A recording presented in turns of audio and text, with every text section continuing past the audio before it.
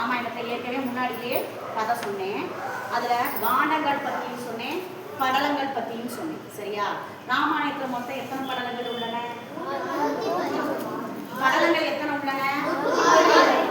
படலங்கள் எத்தனை உள்ளன? 113. காண்டங்கள் எத்தனை? காண்டங்கள் எத்தனை? காண்டம்னா முதல் என்ன? பெரும் பிரிவு. படலம்னா என்ன?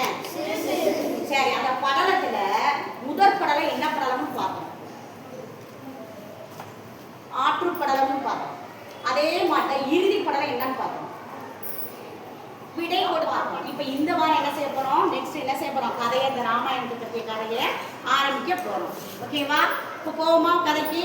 சரி, பெருமானின் அவதாரமாகிய 7வது அவதாரம் தான் இந்த ராமாயணம் அப்படின்னு சொல்ல வர்றாங்க.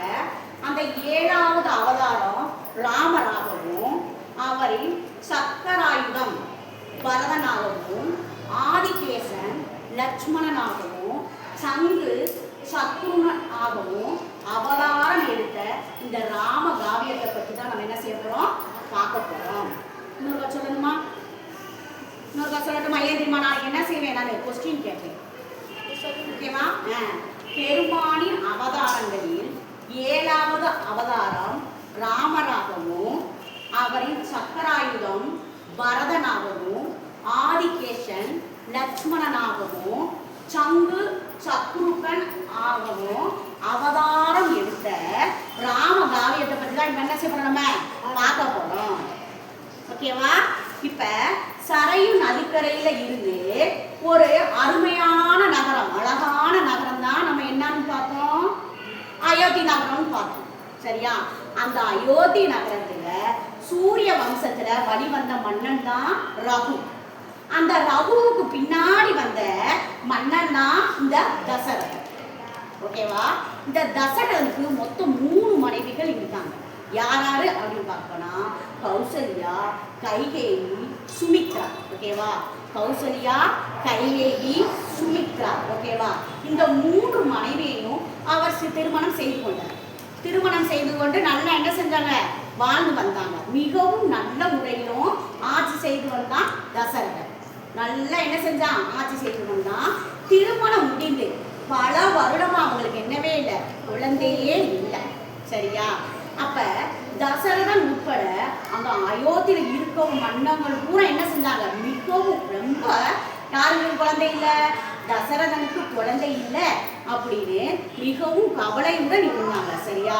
ஒரு நாள் ஒரு யோசனையா யார் வந்திருக்கா? வசிஷ்டர் அப்படின்றவர் வந்திருக்காரு. யோசனை கூட வசிஷ்டர்கிட்ட யோசனை கேட்கிறார். யாரு? தசரதன். அப்ப யோசனை சொல்ல விஸ்வசிங்காவை அழைத்து புத்திர யோகம் நடத்த, சரியா, புத்திர யோகம் நடத்த ஏற்பாடு செய்தாங்க.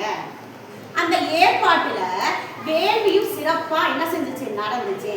அந்த வேள்வியிலிருந்து வெளிவந்த அந்த அக்னி பகவான், சரியா, வேள்வியிலிருந்து அந்த தீயிலிருந்து ஒரு பகவான் என்ன செய்யறாரு? வெளியே வர்றாரு. அந்த வெளியில வந்தவர் ஒரு பாயாச பாத்திரத்தை கொண்டுகிட்டு வர்றாரு. அந்த பாயாச பாத்திரத்தை என்ன செஞ்சுட்டு வர்றாரு? கொண்டுகிட்டு வர்றாரு.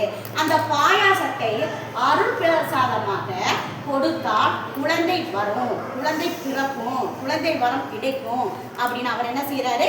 சொல்றாரு. அதன்படி அந்த 3 மனைவிகளுக்கும் புத்திர பாக்கியம், குழந்தை பாக்கியம் வேணும் அப்படின்னு 3 பேருக்கும் பாயாசத்தை என்ன செய்யறாங்க? கொடுக்குறாங்க.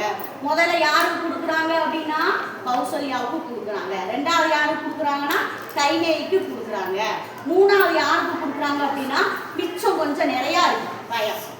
அப்ப இந்த கௌசல்யாவும் கையையும் சேர்ந்து யாருக்கு கொடுக்குறாங்க அப்படின்னா சுமித்ராவுக்கு ஊட்டி விடுறாங்க. ஓகேவா? இந்த கதை இன்னைக்கு என்னது? இதோட முடிச்சுக்குவோம். ஓகேவா? நாளைக்கு என்ன செய்வோம்? நெக்ஸ்ட் பார்ப்போம். ஓகேவா?